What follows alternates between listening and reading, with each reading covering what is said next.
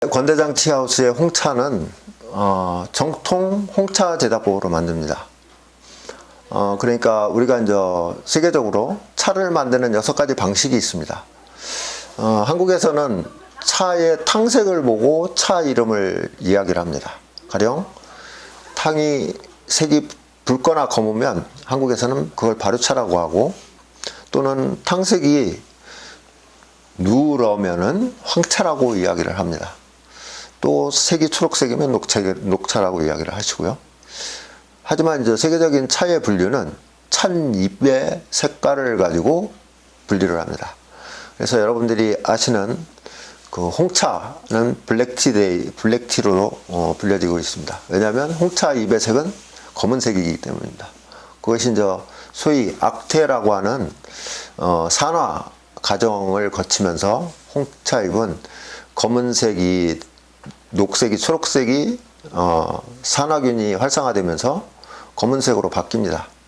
그것이 이제 차를 우리거나 했으면 붉은 잎으로 다시 이제 변화하는 그런 과정을 겪는데요. 대개 이제 홍차의 제다 방법들은 세계적으로 이미 규격화되어 있습니다. 그것은 찻잎을 채엽을 해와서 시들 크는 과정, 위조라고 하는 시들 크는 과정, 그 위조 과정에서 어떤 지역은 그 요청이라고 하는 찻잎을 괴롭히는 과정이 있습니다. 찻잎에 그 손상을 주는 그런 과정이 있습니다. 그것은 향을 내기 위한 과정입니다. 차의 향을 극대화시키는 과정을 하기 위해서고요. 그 다음에 이제 시들린 잎을, 그 위조가 된 잎을 가지고 손으로 다 유념이라고 하는, 손으로 비비거나 아니면 유념기라고 하는 기계에 넣어서 유념을 하고, 그 유념된 찻잎을 적채 쌓아두어서 적당한 온도, 그게 이제 선진국의 그 인도 쪽의 홍차의 그 제다법은 27도에서 30도 혹은 35도 사이에서 적채 쌓아두어서 햇볕이나 찻잎이 갖고 있는, 햇볕에 시들리고 했던 찻잎이 찻잎 속의 성분인 그 산화균을 활성화시키는 그런 과정을 거쳐서 차를, 시간의 개념은 지역마다 조금 차이가 있습니다. 3시간 또는 그 이상의 시간을 두어서 그 악태라고 하는 그 적채 과정을 통해서 산화균을 활성화시킵니다. 그런 후에 건조를 해서 제품으로 다 내어놓는 게 이제 홍차의 보편적인 이제 제다법입니다.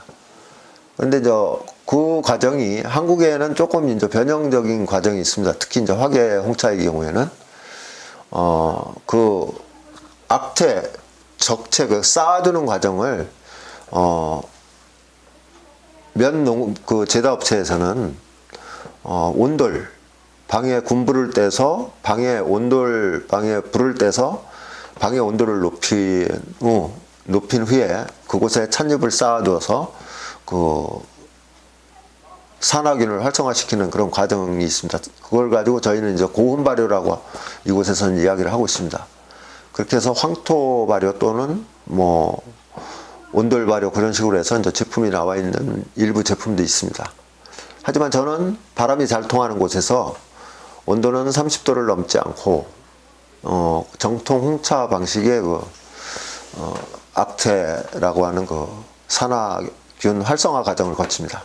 그렇게 해서 이제 제가 차를 만드는 경우고요. 무엇보다도 저의 제다 방식에는 환기가 잘 되는 곳에서 그 악태, 산화균을 활성화시키는 악태 과정을 갖추기 때문에 미생물, 여타균이 대들 수 있는 환경을 배제하고 있습니다. 우리가 이제 차를 발효시키다 보면 온도가 안 먹거나 부패 온도가 조금 변화가 생기면 차가 산화균이 활성화되는 그런 발효라고 하는 그런 과정을 거치는 게 아니고 산패라고 하는 변질된 균들이 들어와서 차가 변질되는 그런 과정을 거치는 차도 혹여는 있습니다. 그래서 그것은 이제 저희가 환기가 잘 되지 않는 곳에서 하게 되면 실내에 습도가 많거나 그러면 미생물이 많이 번성을 하게 되고, 그 미생물이 찻잎에 침투되어서 생겨나는 그런 잘못된 그 제다법입니다. 그래서 그런 것은 저는 전적으로 다 지양을 하고 배제를 하고 정통 홍차 제다법에 따른 제다를 하고 있습니다. 물론 이제 제가 저라고 해서 홍차만 만드는 건 아니고요. 녹차도 만들고 청차도 만들고 후발효차도 만듭니다. 물론 이제 기납을 해서 덩이차로도 만들기도 하는 중국의 그 보이차라고 하는 그 기납차처럼 고형차도 만들고 있습니다. 그런데 이제 우리나라 한국에 지금 현재 차 산업이 워낙 어렵다 보니까 제다를 하시는 분들이 요즘 이제 여러 가지의 이제 방향들을 모색을 하고 차의 그 소비의 활성화를 위한 그런 여러 가지 노력들을 하고 계시는데요. 저 역시도 뭐 요즘은 차를 제다하는 것도 제다하는 거지만 판매 쪽에도 보다 더 많은 마케팅을 배운다든가 또는 지인들 간에 아니면 고객들 과의 소통도 과거보다는 훨씬 더 강화하고 있습니다. 문제는 지금 한국의 차인들에게 만연해 있는 중국차 또는 홍차라고 하면 유럽식 홍차들이 상당히 한국에 지금 많이 들어와 있는 걸로 알고 있습니다. 근데 이제 보편적으로 다 보면 유럽에서 들여온 홍차는 브랜딩이 된 차들이 많습니다. 뭐 인도의 홍차와 스리랑카의 홍차 아니면 베트남의 차엽이 서로 혼재돼서 블렌딩을 해서 차의 맛을 내는 방식을 취하는 회사들도 여럿이 있습니다. 또 이제 뭐 중국의 찻잎과 뭐 다른 지역의 찻잎을 섞어서 블렌딩을 하는 경우도 있고요. 이제 요즘은 한국에서도 뭐 몇 업체들은 중국 차잎과 한국 차잎을 블렌딩해서 차를 판매하시는 분들도 있습니다.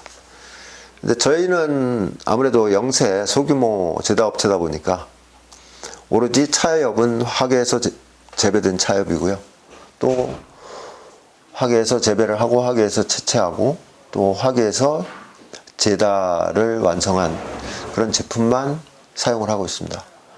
그런 것은 여러분들도 아시다시피 화계는 전국 유일의 하동군 전체가 이 화계면 전체가 무농약 무공해 지역입니다.